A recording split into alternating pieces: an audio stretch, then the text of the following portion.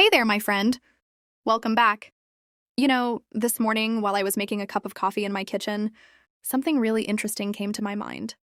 Why do so many of us struggle to speak English fluently when the best English classroom is actually right inside our own home? Yes, I'm talking about your kitchen. Think about it. Every day you cook, chop vegetables, wash dishes, and clean the kitchen. What if you could improve your English while doing all of that? The truth is, you don't need heavy grammar books to speak fluent English. Today, we're going to learn 100 super useful everyday English sentences that you can start using naturally while cooking, cutting, or cleaning. And we're going to learn them together using the shadowing technique. I won't just read the sentences like a robot. I'll show you when to use them, why people say them, and I'll give you simple real-life examples. Then we'll practice together. Whenever I point to the camera and say, repeat after me, I want you to say the sentence out loud with the same pronunciation, rhythm, and energy. Ready? Take a deep breath. Clear your throat, and let's begin. All right, let's start with the very beginning of any cooking journey. You've walked into the kitchen, you've got your fresh vegetables, and the first thing you do is wash them, right? If someone walks in and asks what you're doing, you don't just say washing. Say it like a pro. I'm washing the vegetables. For example, wait a second, I can't cut these yet. I'm washing the vegetables. Now let's practice this together. Repeat after me. I'm washing the vegetables. Perfect. Now what about those potatoes? You need to get the skin off. We use the word peeling for this. So you say, I'm peeling the potatoes. Imagine your friend is standing near the trash can and you need to throw the skins away. You'd say, can you bring the trash can over? I'm peeling the potatoes. Let's try it. Repeat after me. I'm peeling the potatoes. Great job. Now here comes the dramatic part, onions. They always make us cry, don't they? When you are cutting them into rough pieces, you are chopping them. So tell them I'm chopping the onions. You can complain to your partner like this. My eyes are watering so much because I'm chopping the onions. So give it a go. Repeat after me. I'm chopping the onions. But wait, what if you are cutting tomatoes flat and neat for a burger or a sandwich? That's not chopping, that's slicing. You should say, I'm slicing the tomatoes. For example, I am slicing the tomatoes to put on top of our salad. Say it with me. Repeat after me. I'm slicing the tomatoes. Now, if you want someone to cut carrots into neat little cubes for a soup, you ask them to dice them.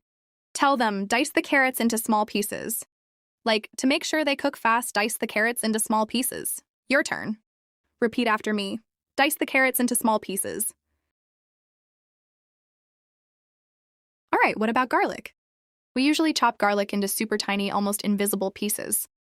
That is called mincing. You say, I need to mince the garlic. For instance, before heating the oil, I need to mince the garlic. Try saying this tricky word.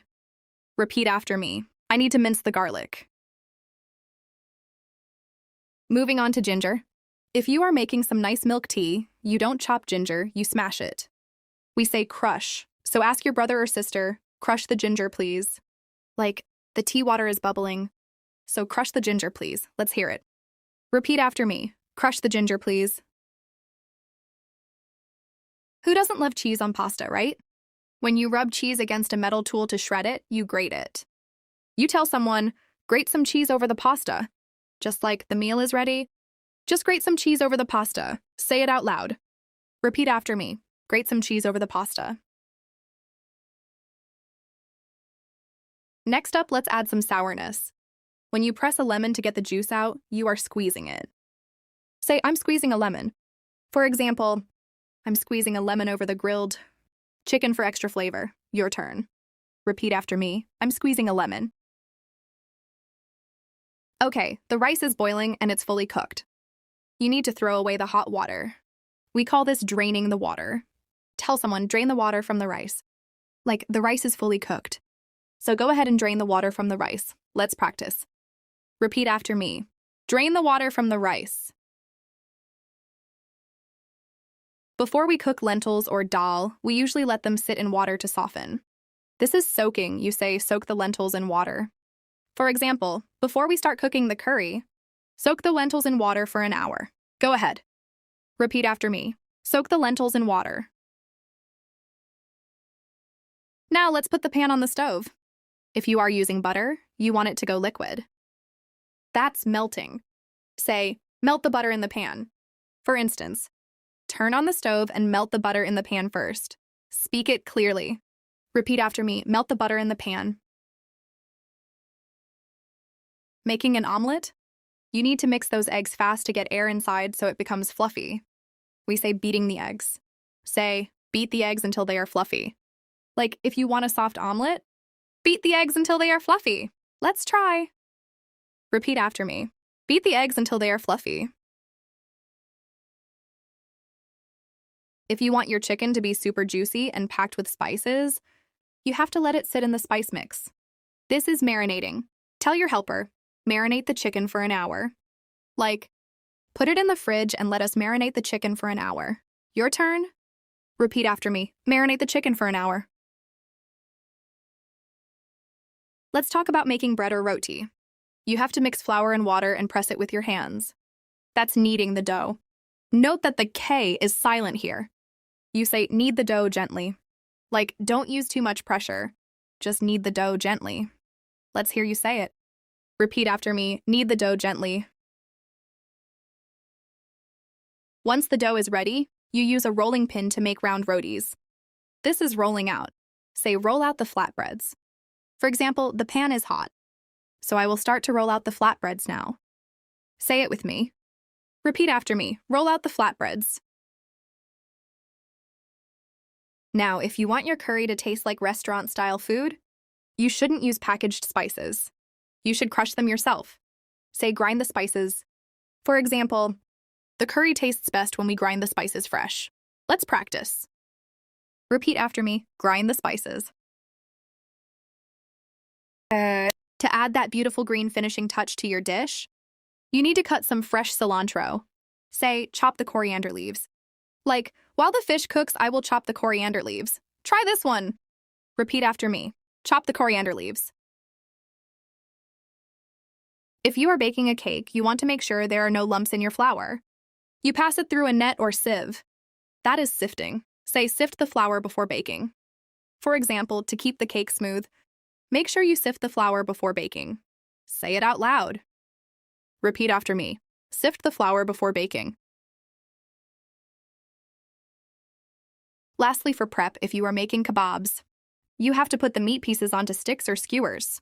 Say, thread the meat onto the skewers. Like, the coal is burning, let's thread the meat onto the skewers. Your turn. Repeat after me. Thread the meat onto the skewers. All right, my friend, the preparation is done. Now let's turn up the heat and move to active stove cooking. First things first, let's light the flame. You say, turn on the stove, please. For example, my hands are full of dough. Turn on the stove, please. Give it a try. Repeat after me. Turn on the stove, please. Once the stove is on, pour some oil and let it warm up. Say, heat the oil in the pan. Like, put the pan down first, and then heat the oil in the pan. Say it with me. Repeat after me. Heat the oil in the pan. If you are making tea or pasta, you need the water to bubble hot. Say, bring the water to a boil. For example, to cook the pasta, we must bring the water to a boil first. Your turn. Repeat after me. Bring the water to a boil. Oh, here is a classic kitchen disaster. You put milk on the stove, looked away for 1 second, and it started rising to spill over. You need to scream, the milk is boiling over. For example, watch out. The milk is boiling over. Turn down the stove. Say it with that urgent feeling. Repeat after me. The milk is boiling over.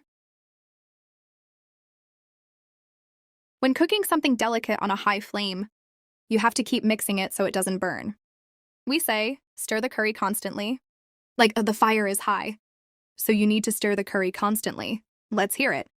Repeat after me. Stir the curry constantly. On the other hand, if you want a soup to cook slowly and absorb all the juices on a low flame, that is called simmering. Say, simmer the soup on low heat. Like, let the flavors mix together. Simmer the soup on low heat. Speak it smoothly. Repeat after me. Simmer the soup on low heat. Now, before adding vegetables or meat, We fry onions in a little oil until they turn brown. That's sautéing. Say sauté the onions until golden brown. For example, don't add the chicken yet. Sauté the onions until golden brown. This is a very common cooking word. Let's practice. Repeat after me. Sauté the onions until golden brown. Fish is very delicate, and if you fry it too fast, it will break apart. So you tell someone, fry the fish carefully.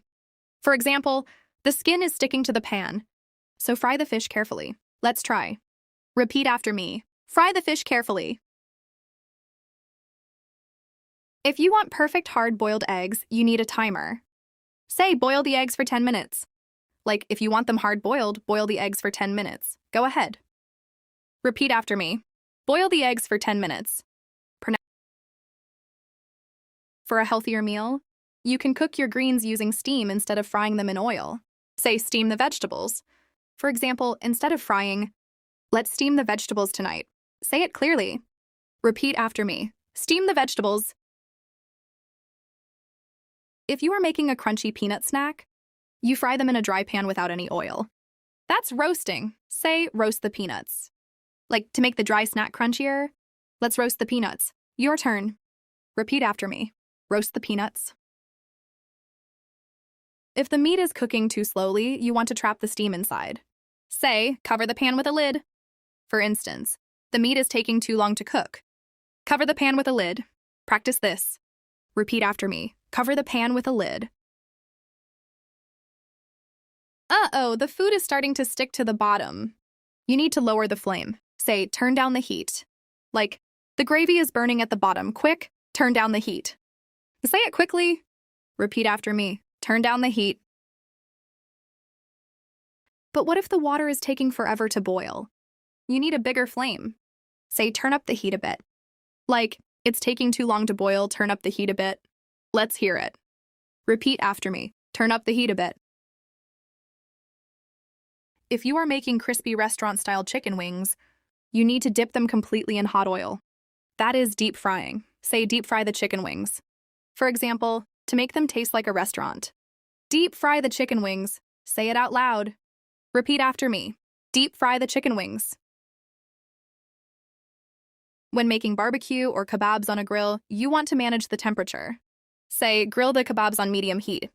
Like, keep turning them around. Grill the kebabs on medium heat. Your turn. Repeat after me. Grill the kebabs on medium heat.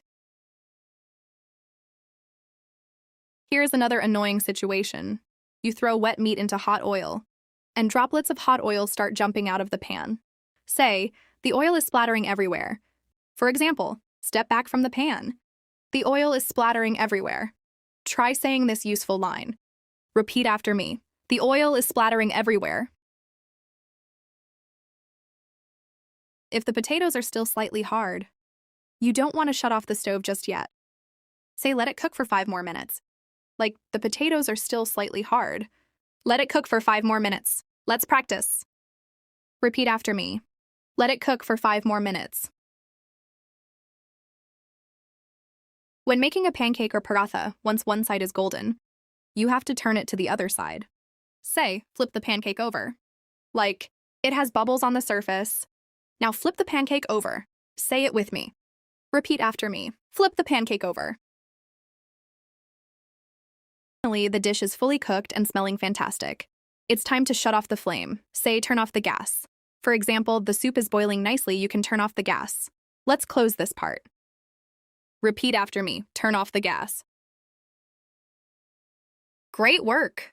Now let's talk about the soul of cooking, seasoning and tasting.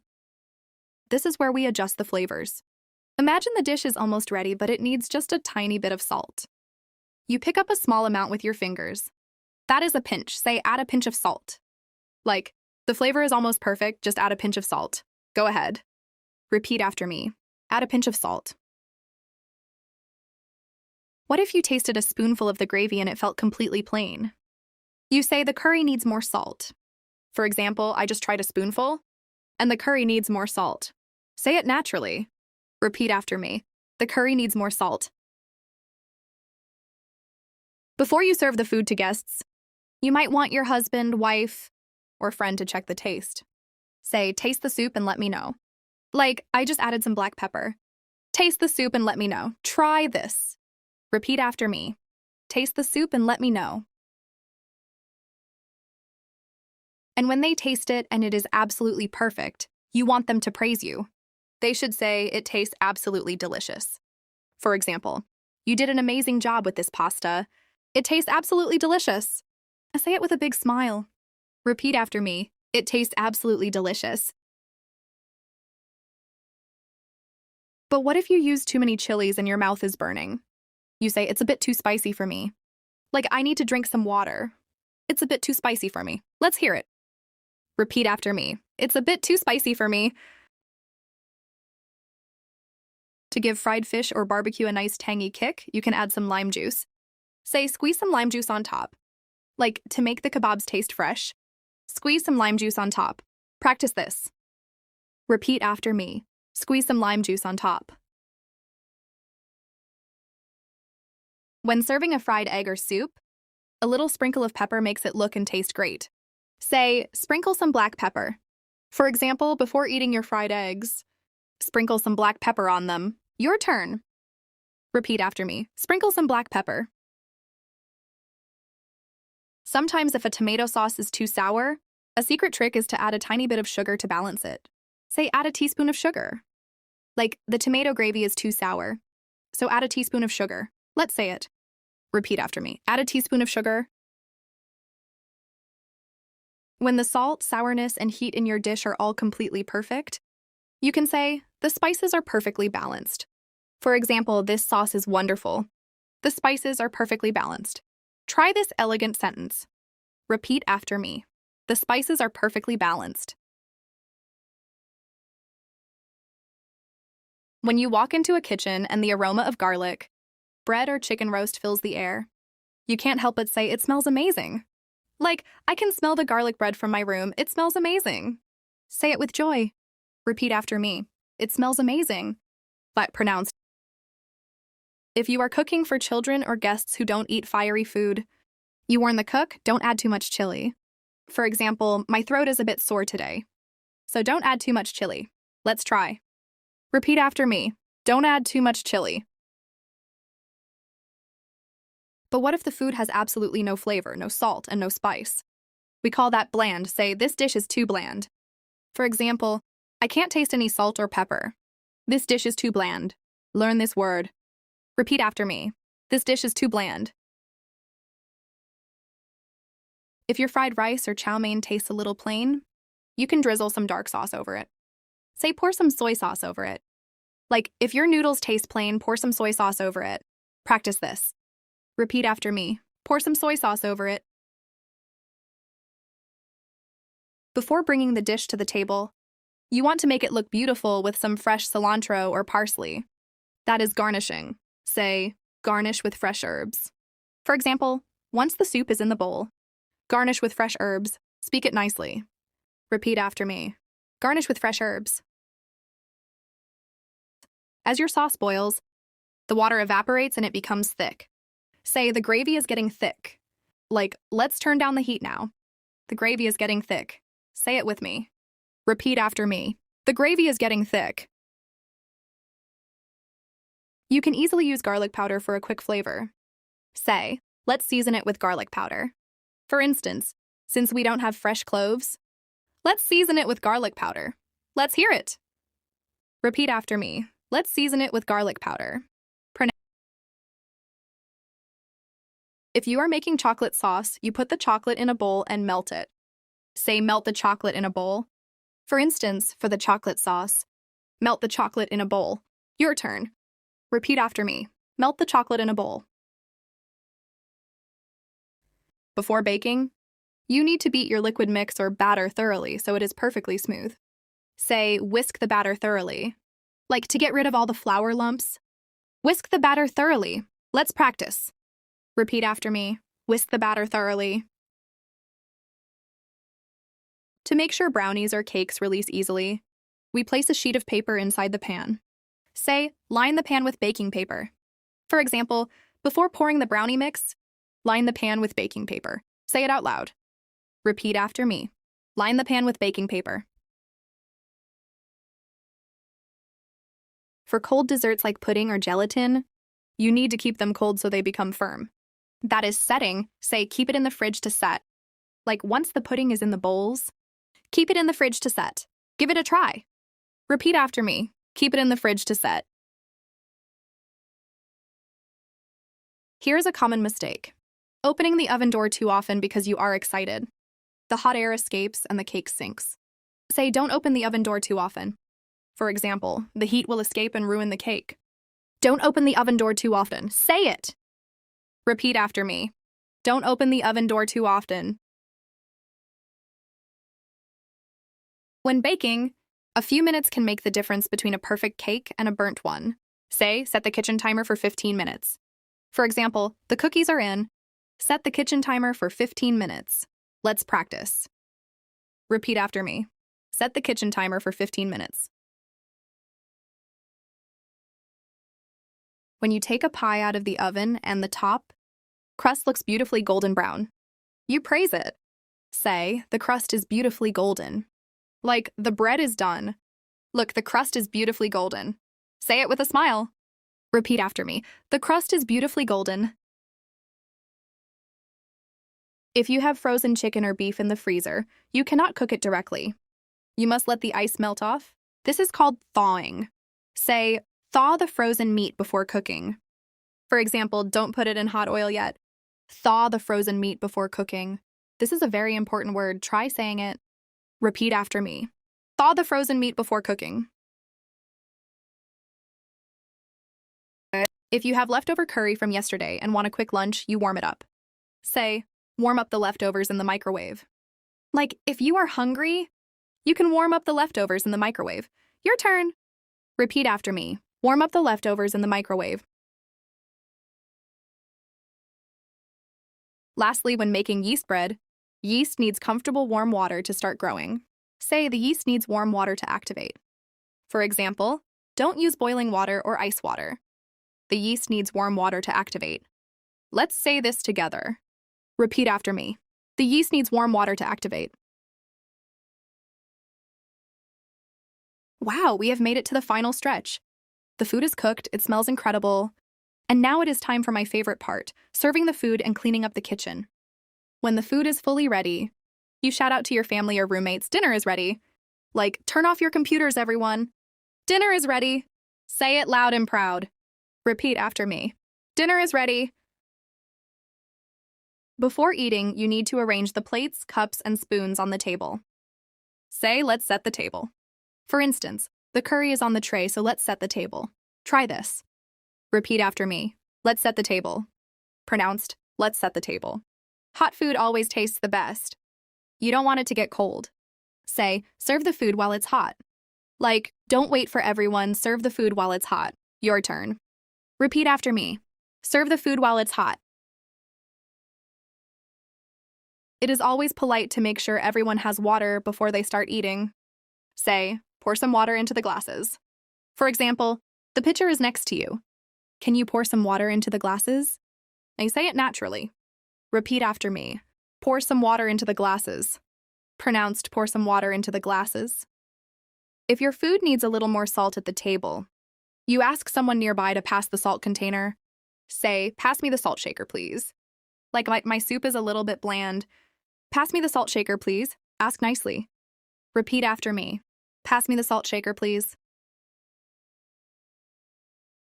Once you finish preparing the food, your cooking table or counter might have flour or veggie skins on it. Say, clean the kitchen counter.